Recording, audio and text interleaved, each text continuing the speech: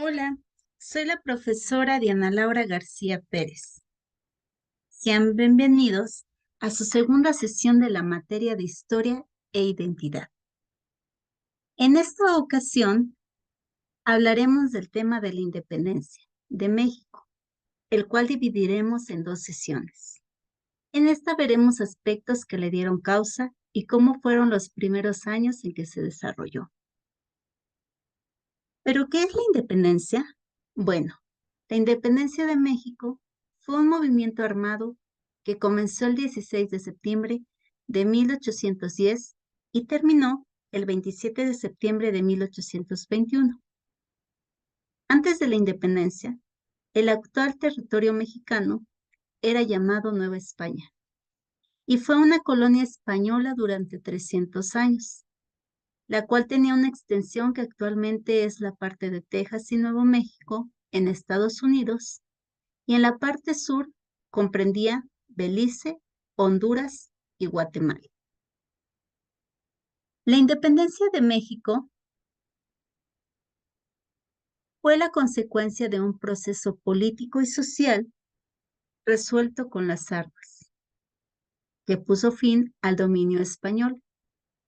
Esta guerra por la independencia mexicana duró 11 años y las etapas en las que suele ser dividido este periodo histórico son 4: iniciación, organización y definición, resistencia y consumación.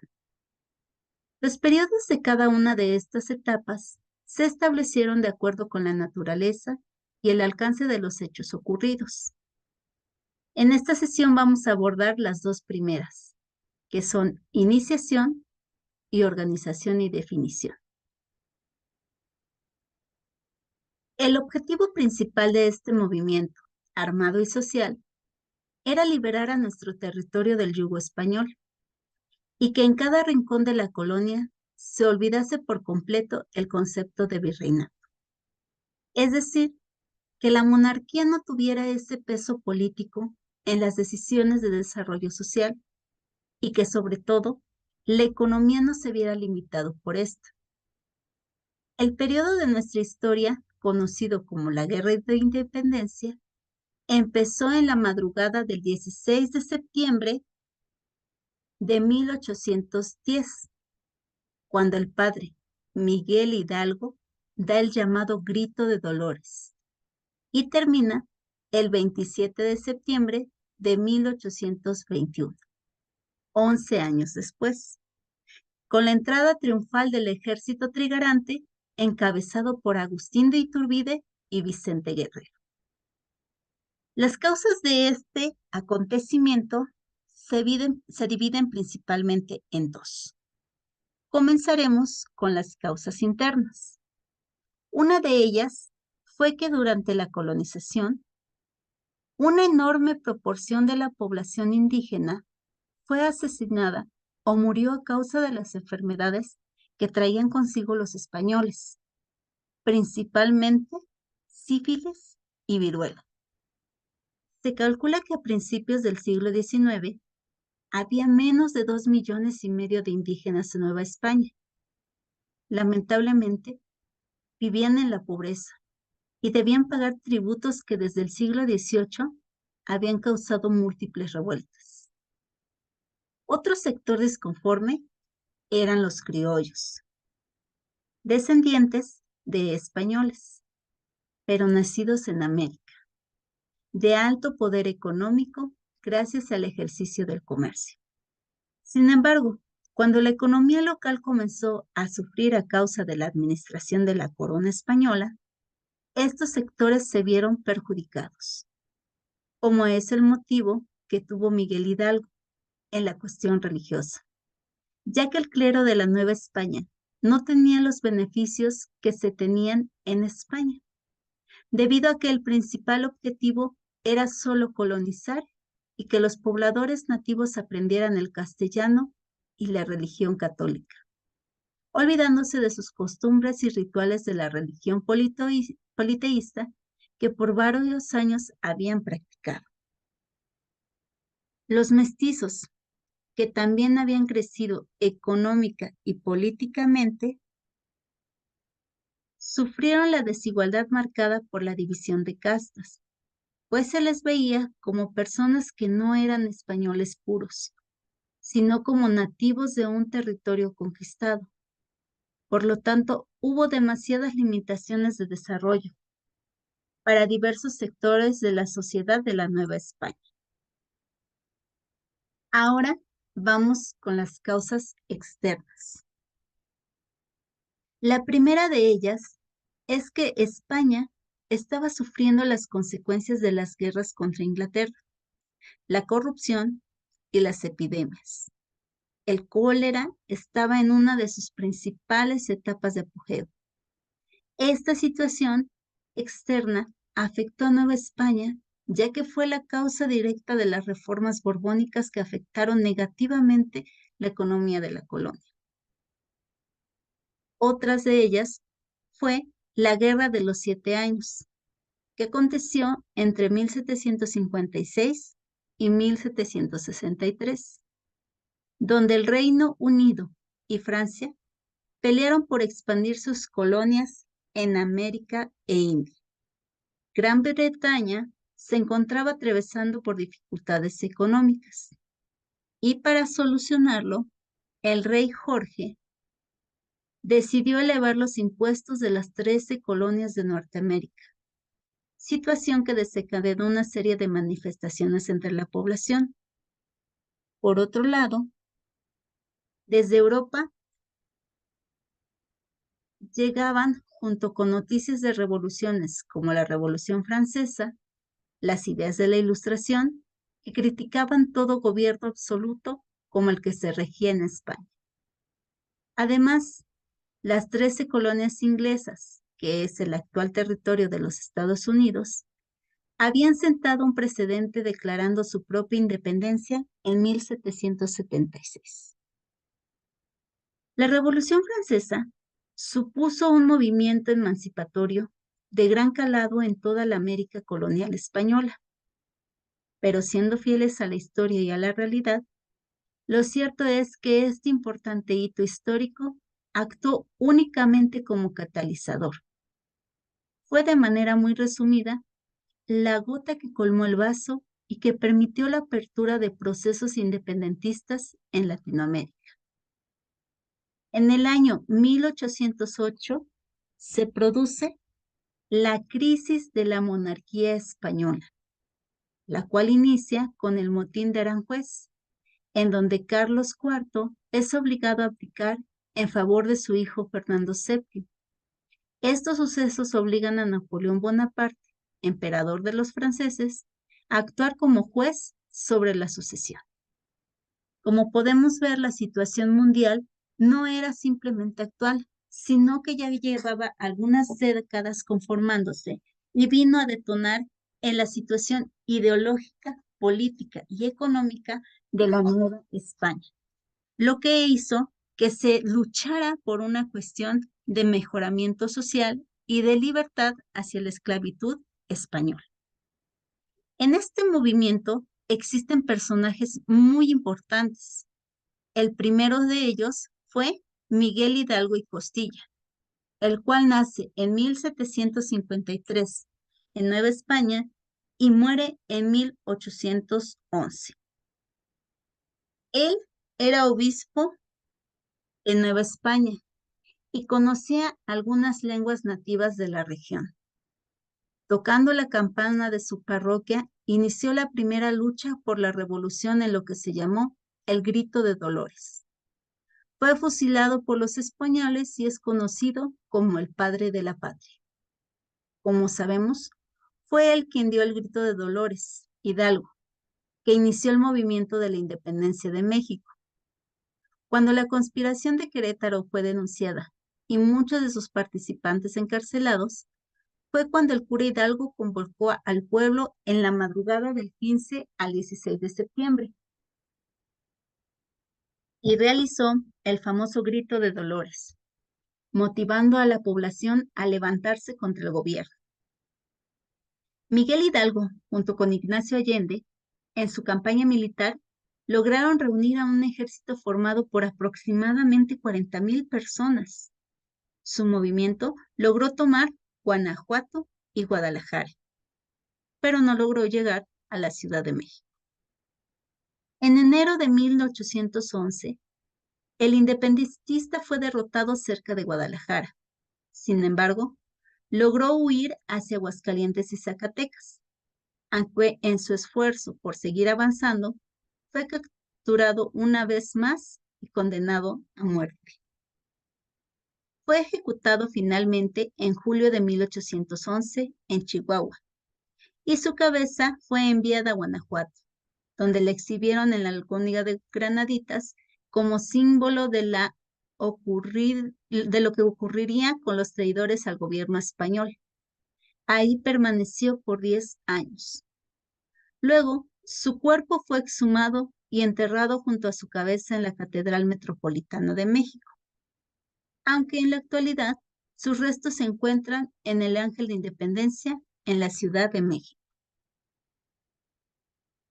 Otro de los personajes vitales de este movimiento histórico fue Ignacio Allende, que nace en 1769 y muere en 1811. Participó en la toma de la Alhóndiga de Granaditas, de la batalla del Monte de las Cruces, de la toma de Valladolid y de la toma de Puente de Calderón. En 1809 formó parte de la conspiración fallida de Valladolid, dando como resultado la captura de sus dirigentes y obligándolo a escapar a San Miguel, junto con Juan Aldama. Convenció al cura Miguel Hidalgo para encabezar un levantamiento que se llevaría a cabo a finales de 1810. Sin embargo, fueron descubiertos, obligándolos a lanzar el grito de independencia el 16 de septiembre de 1810. Fue capitán y mano derecha del cura Miguel Hidalgo durante la Guerra de Independencia. Ayudó a la toma de la Alhóndiga de Granaditas, participó en la victoria del Monte de las Cruces. Fue capturado en Acatita de Bajan, Coahuila, tras las constantes luchas de guerra que se fueron dando en distintas partes del país. Y finalmente, el 26 de junio de 1811, fue fusilado y decapitado. Una de las mujeres que pone en realce su asistencia en esta independencia fue Josefa Ortiz de Domínguez, que nace en 1768 y muere en 1829. Fue una de las organizadoras de las primeras luchas de la independencia, dado que su esposo trabajaba para la corona. Contaba con información importante que le permitió avisar a los insurgentes del momento en que debían iniciar las revueltas. En septiembre de 1816, Juan Ruiz de Apodaca asumió el virreinato de la Nueva España. Su compromiso era pacificar el territorio y para ello recurrió a un medio eficaz, el indulto, que es la medida especial de gracia por la cual la autoridad competente perdona a una persona toda o parte de la pena a la que había sido condenada en virtud de una sentencia firme. Es decir, que varias de las personas que habían delinquido consideraron una baja en su sentencia o fueron absueltos debido a esta iniciativa. El 17 de junio de 1817, Miguel Domínguez lo asumió, agotado como estaba, enfermo, sin recursos para mantener a sus hijos y libre, pero sin haber recuperado todos sus derechos ciudadanos como un trabajo digno. Apodaca le reconoció el derecho a percibir un sueldo por servicios prestados, hasta que fue cesado en 1820. En junio de 1817 se liberó a la corregidora, pese a no haber aceptado el indulto, y fue a vivir en prisión domiciliaria en su casa en la calle de Indio Triste en la Ciudad de México. Estaba por cumplir 49 años. Durante el periodo de 1800 a 1820, los domingos fueron separados por el encierro de Josefa, por la distancia del trabajo de Manuel, por la vigilancia virreinal. pero se mantuvieron expectantes por la independencia. Para 1821, con la proclama de la independencia, Josefa ya organizaba reuniones en la casa de Indio Triste con las logias masónicas, donde se agrupaban las mentes liberales de la época. Cuando Agustín de Iturbide se hizo coronar emperador de México, la llamó a la corte como dama de compañía de su esposa Ana María Huerta. Josefa se negó a lo que para ella fue una ofensa, pues un imperio era contrario a los ideales por los que su lucha y guerra de independencia habían marcado su vida. Pero del mismo modo, cuando se le reconoció como heroína, se negó a recibir cualquier recompensa por sus esfuerzos invaluables para la consumación de la independencia. Para ella, era deber de cualquier ciudadano luchar por la liberación de su patria. En los últimos años de su vida, Josefa estuvo relacionada con los masones y los grupos liberales de carácter radical. Se hizo amiga de Valentín Gómez Farías y Guadalupe Victoria durante la instauración de la República.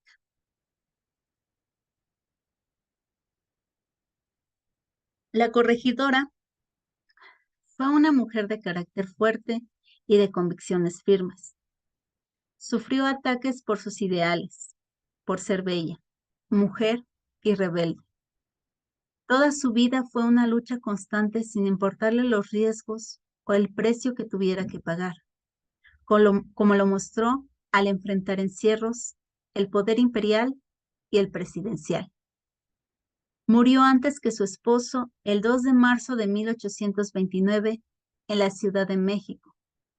Fue sepultada en el convento de Santa Catarina y después exhumada para ser trasladada a la ciudad de Querétaro, junto a su esposo Miguel Domínguez.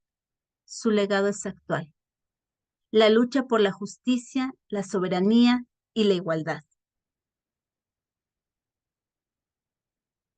Otro de los personajes que son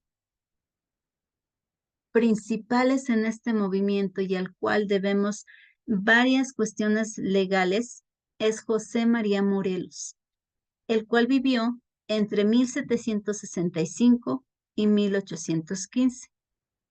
Este participó de las revueltas del sur y estuvo al frente de la toma de la mayor parte de las ciudades importantes, incluyendo el sitio de Cuautla, y organizó el primer cuerpo legislativo de México, el Congreso de Anáhuac. José María Morelos participó en el levantamiento armado de 1810 junto a Miguel Hidalgo. En esta lucha fue el encargado de convocar al primer Congreso Independiente en Chilpancingo. Debido a esto nació la Constitución de 1814, la bien llamada Constitución de Apatzingán, en la que se declaraba por primera vez la independencia de México. La travesía de su captura comenzó cuando José María Morelos, con la finalidad de poner a salvo al Congreso de Apatzingán del constante acoso del ejército realista, decidió partir de Uruapan hacia Tehuacán, Puebla. Después de haber recorrido un largo camino, Morelos decidió descansar con sus tropas en el poblado de Temalaca, entonces Guerrero, hoy estado de Puebla. Las tropas virreinales se acampaban en el municipio de Tenango del Río. Se enteraron de que los insurgentes seguían la ruta del río Mascala, rumbo a Tehuacán, encabezados por Morelos, Nicolás Bravo y José María Lobato, quienes buscaban un refugio donde descansar. El 5 de noviembre de 1815, al amanecer, los realistas comenzaron la persecución. Ese mismo día, al salir hacia Pilcaya, Morelos fue alcanzado y atacado por la columna de Manuel de la Concha en Temalaca. Superado el número de soldados y en armas, fue hecho prisionero por Matías Carrasco, antiguo insurgente. No obstante, los miembros del Congreso lograron escapar. El movimiento independentista se vio debilitado con la captura de José María Morelos, pues este era uno de sus principales líderes militares. Al momento de su captura, fue inmediatamente trasladado al poblado de San Cristóbal Ecatepec, lugar en el que se le formularon 3 cargos. En la tarde del primer día se realizó la etapa procesal, conocida como confesión con cargos, que consistía en la toma de declaración del reo y de su manifestación respecto de su obediencia bajo el signo del sacramento de la confesión. Morelos no reconoció haber cometido asesinato alguno, argumentando que en todos los casos sus actos obedecían a hechos de guerra legalmente sancionados como ejecuciones por el Congreso. Asimismo, rechazó las excomuniones, pues no correspondían a medios de apremio en una nación independiente. En su confesión, Morelos se declaró inocente de todos los cargos que se le impugnaban, desde la herejía y la rebelión hasta el asesinato. Sin embargo, el 20 de diciembre, el virrey Calleja emitió la sentencia de muerte para Morelos. Este personaje es uno de los más notables porque escribe los sentimientos de la nación, un documento que el 14 de septiembre de 1813 José María Morelos y Pavón dio inicio.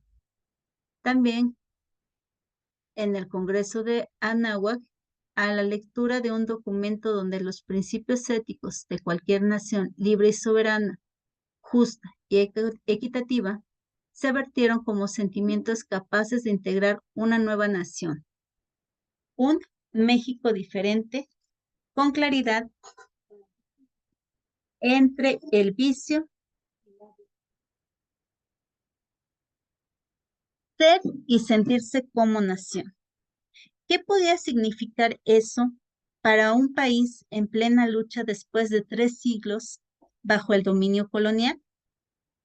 Morelos lo tuvo claro. Con López Rayón, la necesidad de definirlo para que el pueblo mexicano, en lucha contra la explotación que hasta entonces había vivido, pudiera forjar verdaderamente un país con principios propios y con base en el rescate de la cultura antigua mexicana originaria que tan brutalmente le había sido arrebatada para implantar en su lugar otra, quizás válida en sí, pero ajena extranjera, símbolo del conquistador y su centro de origen, Europa. Ante la idea eurocentrista, Morelos y sus compañeros de insurgencia alzaron una bandera, el sentimiento, el sentido de nación mexicana, de México como nación libre y soberana con su propia cultura y raíces. Escribieron, asentaron un ideario político claro y en ello institucionalizaron la noción de Estado mexicano. Muy bien, ahora veremos un pequeño video referente a este documento denominado Sentimientos de la Nación.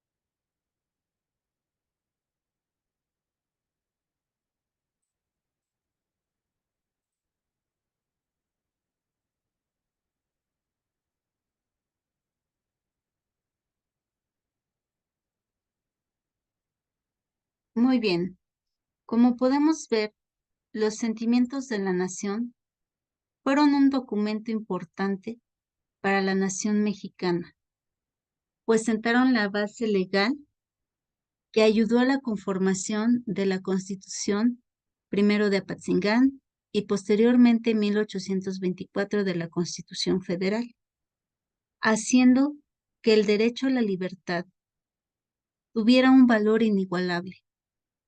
Y por eso la independencia fue una de las situaciones históricas con mayor valor y realce que se tuvo en esa época. Las causas externas e internas marcaron una evolución en nuestra sociedad, hicieron que la monarquía española quedara relegada y también su poder, haciendo que la esclavitud indígena y también la económica se viera abolida. Los criollos, mestizos, indígenas y demás castas se vieron beneficiadas por la infinita libertad económica y política que ahora se tenía. Empezaron con una lucha que llevó mucho tiempo y mucho dinero para personas, una lucha constante entre guerras, entre asaltos, entre situaciones que jamás se habían vivido, pero que eran necesarias para poder combatir a un imperio que estaba cada vez más convencido con que la colonización y la religión fueran un parteaguas de un imperio en donde no se veía a las personas, sino que simplemente se hacía por el beneficio de unos cuantos. En estas primeras etapas de la independencia se ve marcado cómo era un antes, cómo fue un durante, los principales personajes que le dieron inicio y que se concentraron en la ciudad de Guanajuato y en Querétaro. Posteriormente fueron avanzando, así como el desarrollo de esta independencia.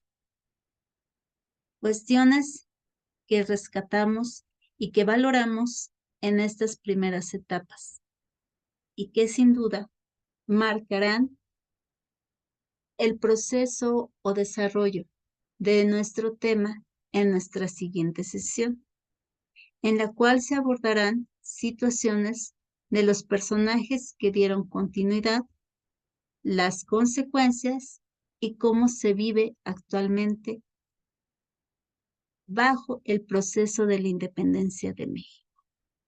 Espero que en esta sesión hayamos consolidado esa primera parte de una independencia vista desde otros puntos, de cómo todo lo global o lo mundial fueron causa importante y que décadas de luchas se vieron finalmente en esta lucha de independencia en la Nueva España. Por el momento, les agradezco que hayamos compartido unos momentos durante esta sesión. Los espero en la siguiente clase.